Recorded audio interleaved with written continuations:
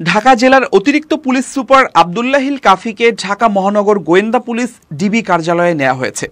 সেখানে তাকে জিজ্ঞাসাবাদ করছেন পুলিশ কর্মকর্তারা। মঙ্গলবার গোয়েন্দা পুলিশ সূত্র এই তথ্য নিশ্চিত করেছে।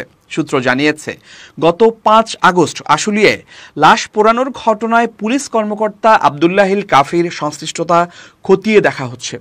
গুলি করে হত্যার পর ভ্যান গাড়িতে উঠিয়ে এরপর লাশ পুড়িয়ে ফেলাসহ সব বিষয়ে আব্দুল্লাহিল কাফিকে জিজ্ঞাসাবাদ করা হচ্ছে। লাশ পুড়িয়ে ফেলতে তাকে কেউ নির্দেশনা দিয়েছিলেন কিনা, নাকি তিনি নিজেই নির্দেশনা দিয়েছিলেন সে বিষয়েও জিজ্ঞাসাবাদ করছে ডিবি কর্মকর্তারা। এর আগে গতকাল সোমবার রাতে হযরত শাহজালাল আন্তর্জাতিক বিমানবন্দর থেকে আব্দুল্লাহিল কাফিকে আটক করে ডিবি পুলিশ।